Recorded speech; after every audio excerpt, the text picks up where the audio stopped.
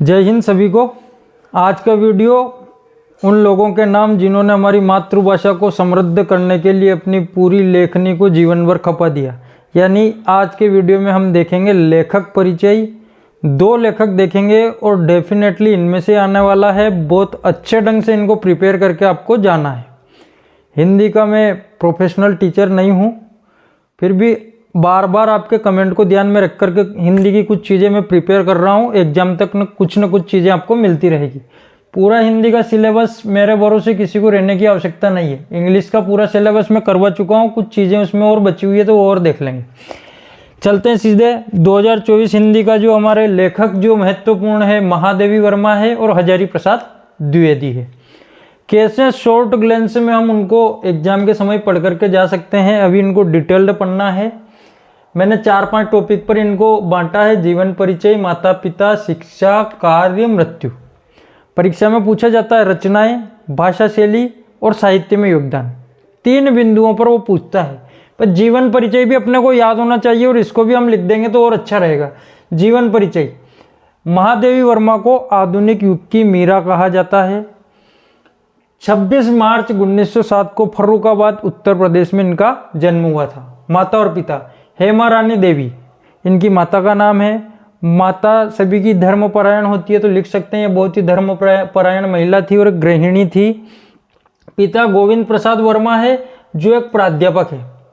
इनका विवाह जो है ये बाल विवाह हो गया था। इनका 9 वर्ष की आयु में ही स्वरूप नारायण नाम के व्यक्ति से इनका विवाह हो गया था। इनकी जो शिक्षा है, प्रारंभिक शिक्षा हमारा मध्य प्रदेश में इंदौर में एक मिशनरी स्कूल में हुई है। उसके बाद इलाहाबाद विश्वविद्यालय से एमए संस्कृत में इन्होंने किया है। कार्य, प्रयाग में महिला विद्यापीठ की स्थापना करी इन्होंने, वहीं पर प्रधानाचार्य रही, वहीं पर कुलपति रही और वहीं से ये सेवानिवृत्त हुई। पूरा जीवन इन्होंने एक सन्यासिनी की तरह बिताया है। जीवन भर सफ़ेद साड़ी पहनी है, जीवन में कभी दर्पण को नहीं देखा है। इनकी मृत्यु 11 सितंबर 1987 में इलाहाबाद में हो जाती है। अब आ जाते हैं जो बिंदु जिन पर जीवन परिचय पूछा जाता है, लेखक परिचय पूछा जाता है। रचनाएं, 2 रचनाएं पूछते हैं। रचनाएं हमने 4 लिखी है, दीपशिखा, निर्जा, निहार, रश्मि और दीपशिखा।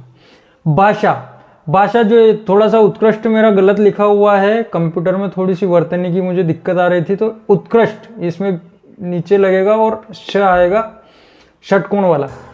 उत्कृष्ट, इनकी भाषा बहुत ही उत्कृष्ट है। संस्कृत प्रधान साहित्यिक भाषा इनकी है। संस्कृत प्रधान शुद्ध हिंदी को लिखती है। उर्दू फारसी के लोक प्रचलित शब्द इनकी भाषा में, इनके लेखन में, इनकी लेखनी में हमको दिखते हैं। पात्रानुकूल चीज़ें लिखती है, पात्रों के अनुसार चीज़ें जो सूट करे उसको वो लिखती है। मुहावरों का प्रयोग करती है। लाक्षणिकता और चित्रों को अंकित करने की, मतलब लेखन का इस प्रकार का है कि हमारा मस्तिष्क में स्वतः ही चित्र उसके उभरने लगते हैं। वह अर्थों को व्यक्त करने की क्षमता इनके अंदर है। शैली जो है इनकी चित्रात्मकता है इनकी शैली में, यानी कि जब हम पढ़ते हैं तो अनायासी मन में चित्र बनने लगते हैं। और एक गुल्लू नाम का एक उदाहरण भी है जिसका चित्र सभी के मानस पटल पर बनता है। अलंकारिक, चूँकि ये कविताएं भी लिखती है, काव्य भी लिखती है, इसलिए इनकी भाषा में हमको अलंकारिकता भी दिखती है। विवेचनात्मक, यानी विश्लेषण भी बहुत अच्छा ये करती है, विवेचनात्मक भी दिखती है। और भावात्मक, यानी कि संवेग जागृत हो जाए हृदय में, इस प्रकार की चीज़ों को भी लिखती है। साहित्य में स्थान, तो साहित्य में स्थान के लिए एक लाइन तो कि हिंदी साहित्य में इनका जो योगदान है वह अद्वितीय है। हिंदी साहित्य इनका हमेशा हमेशा के लिए आभारी रहेगा। इस प्रकार की 1-2 बातें हम लिख सकते हैं। इसके बाद छायावती युग की मजबूत स्तंभ है। गद्य साहित्य में अर्थ की गंभीरता व चित्रात्मकता की दृष्टि से महत्वपूर्ण इनका स्थान है। एक और लेखक देख लेते हैं हम, हजारी प्रसाद द्विवेदी। हजारी प्रसाद द्विवेदी, जीवन परिचय। जन्म 19 अगस्त 1907 को उत्तर प्रदेश के बलिया जिले के दुबे का छापरा नामक गांव है, उस गांव में, उस स्थान पर इनका जन्म हुआ। माता पिता, ज्योति कली देवी माता गृहिणी है, ये भी हम लिख सकते हैं, धर्मपरायण महिला है। और अनमोल द्विवेदी जो है इनके पिता हैं और संस्कृत के प्रकांड पंडित हैं। विवाह जो इनका भगवती देवी से 1927 में हुआ है, 20 वर्ष की आयु में इनका विवाह हुआ था। शिक्षा जो है इनकी बसरिकापुर से मिडिल परीक्षा इन्होंने पास की, काशी हिंदू विश्वविद्यालय से हाई स्कूल परीक्षा पास की, वहीं से इंटर की परीक्षा पास की तथा ज्योतिष तथा साहित्य में वहीं से आचार्य की उपाधि इन्होंने प्राप्त की। इसके बाद कार्य शांति निकेतन में हिंदी व संस्कृत अध्यापन 20 वर्ष बाद, शांति निकेतन में 20 वर्षों तक काम किया इन्होंने, हिंदी और संस्कृत का अध्यापन किया। 20 वर्ष बाद काशी हिंदू विश्वविद्यालय में हिंदी विभाग में नियुक्त, पंजाब विश्वविद्यालय में हिंदी आजीवन अध्यापन किया और आजीवन यूपी हिंदी संस्थान लखनऊ के उपाध्यक्ष ये रहे। इसमें एक चीज़ मैंने छोड़ी है जीवन परिचय में, जो आपको टेक्स्ट बुक में से देख लेंगे आप, वहाँ से याद कर लेंगे उसको। इनको जीवन में किस प्रकार के पुरस्कार मिले, किस प्रकार की उपाधियाँ मिली, महादेवी वर्मा और दोनों को आप देख सकते हैं। रचनाएं, एक तो शिरीष के फूल हमने हमारी टेक्स्ट बुक में पढ़ा है, दूसरा है सुर साहित्य, तीसरा है कबीर। भाषा, इनकी भाषा ऐसी है मतलब जो प्रसन्न चित्त कर दे व्यक्ति को, पढ़ते पढ़ते बिल्कुल प्रसन्नता की अनुभूति करवाने वाली इनकी भाषा है। संस्कृत, उर्दू और बोलचाल की भाषा के शब्द इनके साहित्य में हमको दिखते हैं। भाषा को बोधगम्य यानी कि समझ बढ़ाने वाले इन्होंने किया है उपयोग इस प्रकार का। सूक्तियों और मुहावरों का उपयोग इन्होंने किया।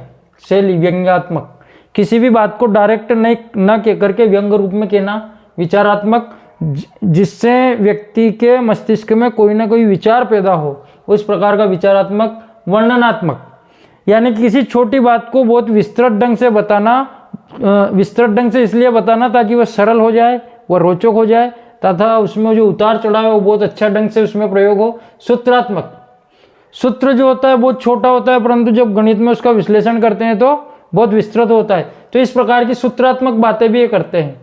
और गवेषणात्मक, ये श इसमें गलत लिखा हुआ है, षटकोण का इसमें आएगा। गवेषणात्मक यानी कि जिसमें कोई पुरातत्व की बात हो, कोई खोज वाली बात हो, उस प्रकार की चीज़ों को भी ये अपने साहित्य में प्रयोग करते हैं। साहित्य में स्थान, उच्च कोटि के अनुसंधान, गवेषणात्मक वही बात आ गई है। आलोचक, निबंध लेखक व विचारक, ये 3-4 क्वालिटी इनकी है। इनकी जो रचनाएं उनमें पांडित्य के दर्शन कम होते हैं और बोधगम्यता अधिक रहती है। गद्य साहित्य में महत्वपूर्ण स्थान है इनका और हिंदी साहित्य को समृद्ध व्यावहारिक इन्होंने बनाया है और हिंदी साहित्य में जो इनका योगदान है उसके लिए हिंदी साहित्य इनका हमेशा के लिए या हमेशा आभारी रहेगा। इस प्रकार के शब्दों का प्रयोग करके हम उसको खत्म करें। धन्यवाद, जय हिंद। फिर मिलते हैं कवि परिचय के साथ।